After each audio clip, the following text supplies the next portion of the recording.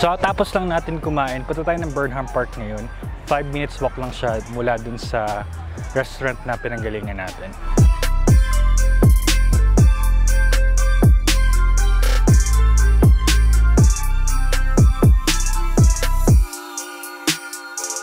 Ayan ang Spider-Man, oh. Stretching yung Spider-Man natin. Oh.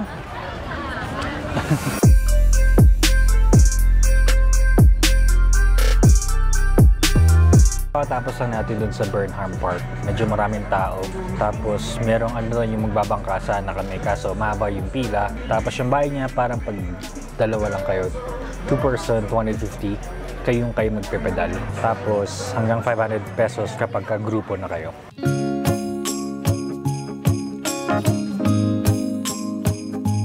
Bike sana kami kaso sobrang din daming tao.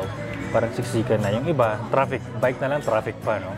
Okay. So, tapos tumambay lang kami doon. Ano lang kami nanood ng mga tao, ganyan. Tapos, pumunta na kami dito sa first ever Starbucks ng Baguio. Dito sa Camp Chanhae. So, chill lang muna kami. Nag-order lang ako ng cold brew na may half and half at saka cookies. Sana naririnig niyo ako. Yan, medyo maliit lang pala siya. Meron na siyang few tables and chairs sa labas. Tapos sa loob naman, maliit lang din.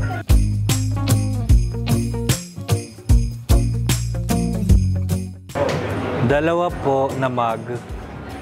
Fresh out of the box. Yun o. Sige. 625.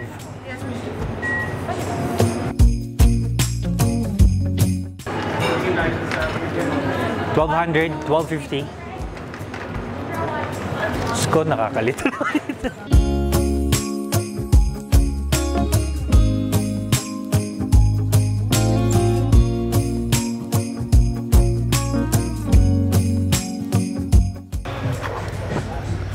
Baguio. 625 isa. Bigay ko to sa boss ko eh. Para i-approve niya yung ano natin. Yung April. Paano ba to?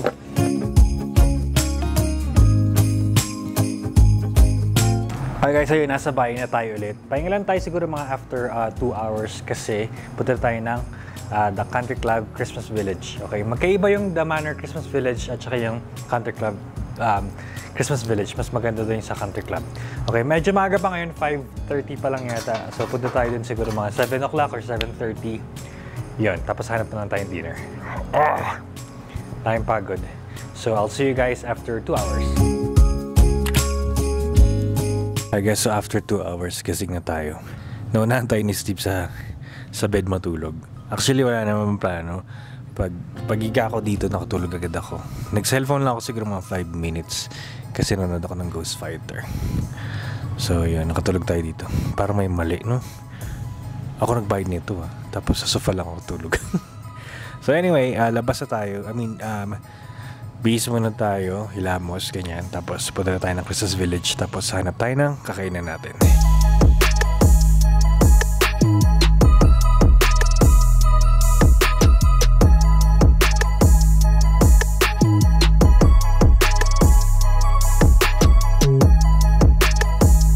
And so, okay na tayo. Tara na.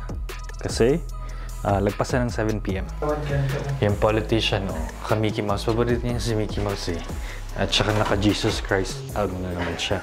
Jesus Christ. Ano naman sa akin yan? Sandals, slippers. Oh! Si Steve, inatake siya ng gout niya. Kain kasi ng kain. Dami niyang kinain. Pag di ko kasi naubos, siya yung taga-ubos ko. Parang ganun si Davis din, taga-ubos ko yun. Ginawin muna natin. Ayan, mundong maraming judger. Gout ito, ang namasal ka. Gout yan. Tinan mo yung Jesus Christ mo na ano.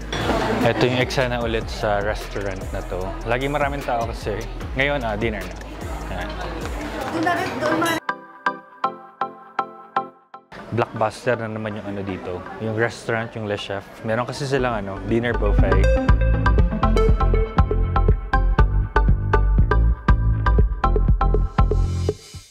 Haba ng pila, sobra. Pero government official nga yun. Pasok! Ito na yung Christmas Village, guys. So, dito na tayo. So, ikot ko kayo. May snow. Ang ganda!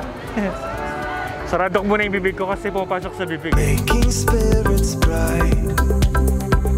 What fun it is to... Sabon. Like, ayan siya, oh, nag-shampoo yung bata, oh. Shampoo. Shampoo yan. Shampoo. Oh, baha. Baha na, baha. Baha ng sabon. I thought I'd take a ride and soon Miss Fanny Bright was seated by my side. Shampoo! Libreng shampoo! Hi, Nay! Shampoo muna tayo!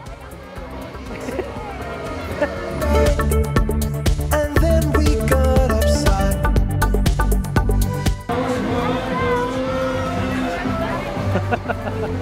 I-reveal mo kung paano makakakuha ng libre ticket dito. Huwag sa atin lang yun.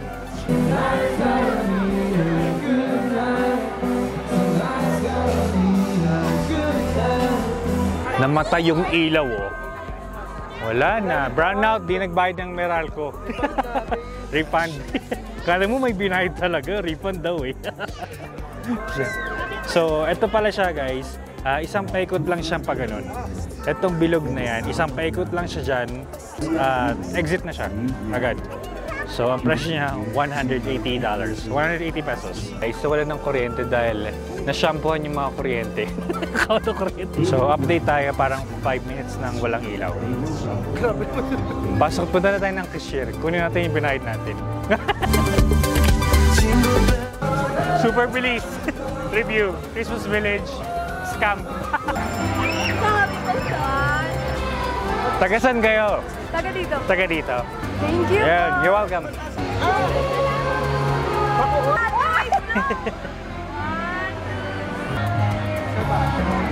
Thank you. Salamat sa panonood.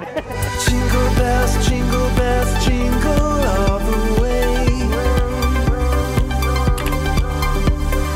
Jingle bells, jingle bells. Guys, so tapos na tayo sa Christmas Village ng Country Club.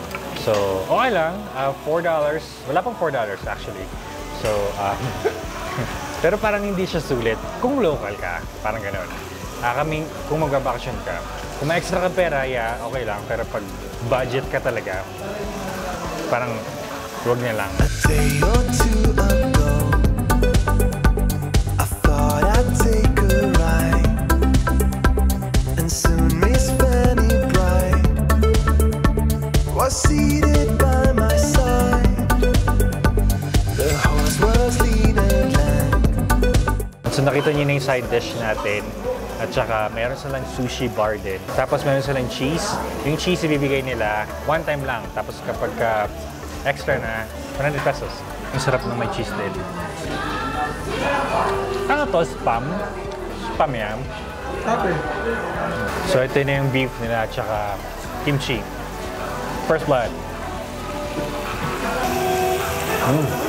Rock. Meron silang beer, yung soju din sila. So, pilsen tayo. Kimchi.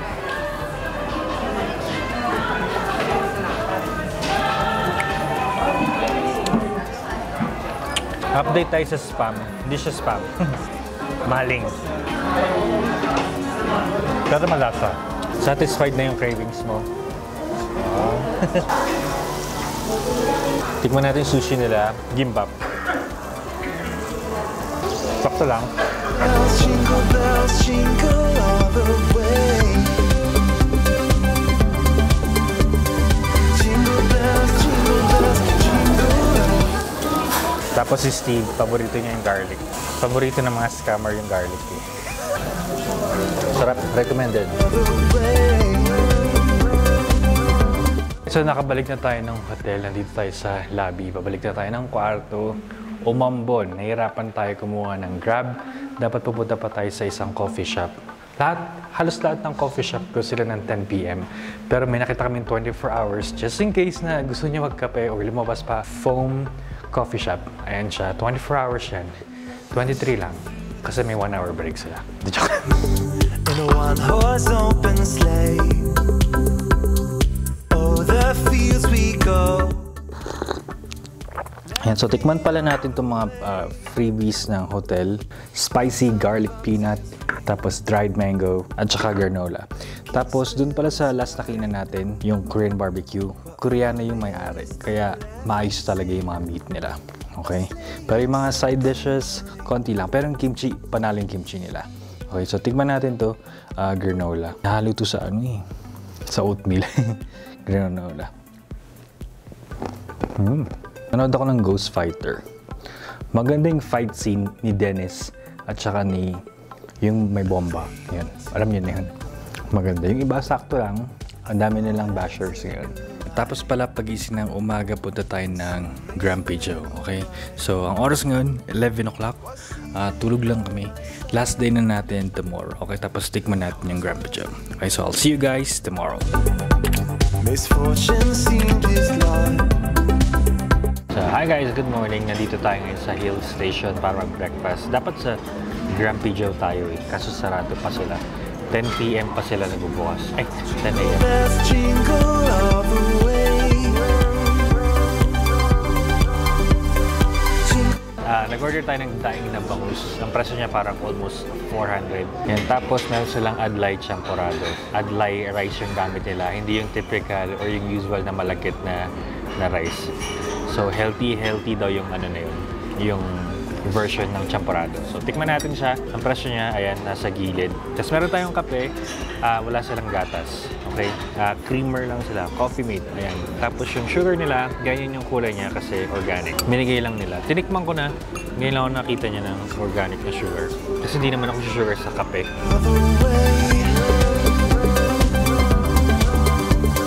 Jingle bells, jingle bells, jingle all the way. Masarap yung bangus nila. Ay, yung sausawan nila. Ketchup. Or ketchup. Yung vinegar nila.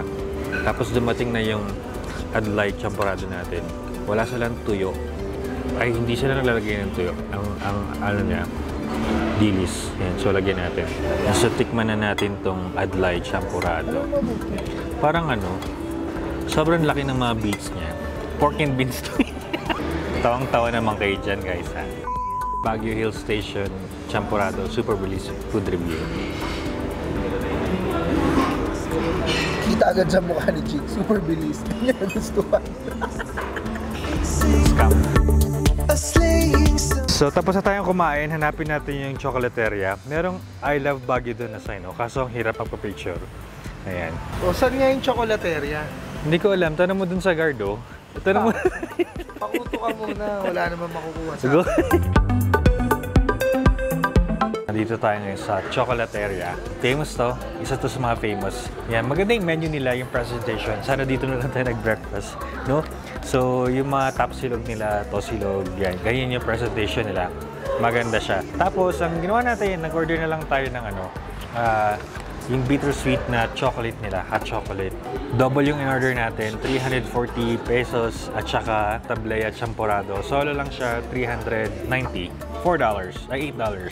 Tingnan natin. Ang ganda ng baso nila yung collection to ng lola ko dati. Itong baso na to, 3 beses ng edad ni Enrile. 10 seconds lang daw to, pero parang nakaka 20 seconds na tayo. Kakaluling na kami, sir. Caroling po. Merry Christmas po. Steve, may 100 ka? Good for 2 person lang to eh. So, hati na kami dito ni Steve. Mabango. Mukhang masarap. In a one-horse open sleigh. So, tikman na natin. Cheers. Tikman natin.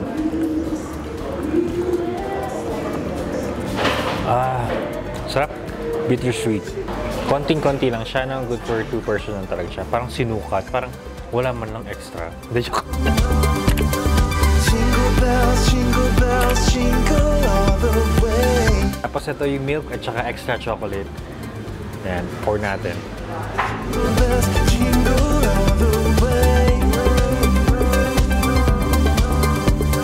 Parang ang dami nangyayari sa champorado na to. Dahil laman. Pero tikman muna natin ang By itself lang. Walang ano, liempo. Shit. Sarap. Sarap. Easy, 10 out of 10. Natikman natin yung malutong na fish.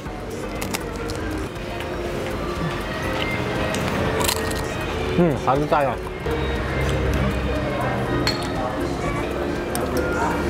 Ate, ano yung malutong na isda? Espada. Yun. Nasa isip ko ano, Jeff Rocks. Pasado yung espada at saka chicharon. Pero yung liempo parang hindi na. Parang OA na. Ito na yung dessert natin. Tapos hindi na ako order ng kape. Hot chocolate na lang. Kamaya na lang yun. Worth it siya kahit solo na ano, $8. Not bad. Ay, balik na tayo ng hotel. Si Steve lahat kinakain yan. Kumakain nga yun ng dolphin eh. Kumain siya ng dolphin sa Japan. Hi guys, so yun, nasa bahay na tayo ulit. And that concludes our Baguio trip. Okay, so sana nag-enjoy kayo para din sa trip natin, sa buong trip natin. Hindi ko alam kung ilang vlogs to, pero sana nag-enjoy kayo. Tapos pasensya na rin kasi hindi tayo nagpunta dun sa mga famous din talaga na yung Mindsview Park, yung Botanical Garden, yung Diplomat Hotel. Next time na sila, okay? Yun, nasabi ko na rin, naggaling na ako dito sa Baguio mga 10 years ago. Pupunta na tayo ng terminal, ganun pa rin yung sleeper bus pa rin tayo. Yung review, nasa unahan ng video. Yung kung ano man yung vlog na nasa unahan. Okay? Yun yung review natin para sa sleeper bus. So yun lang guys. Maraming salamat sa pagsama sa amin para sa araw na to, sa panonood. Huwag mo kalimutan mag-subscribe, like the video. Please give it a thumbs up, comment down below. We'll see you in the next one. We're out of here. Jingle bells, jingle all the way.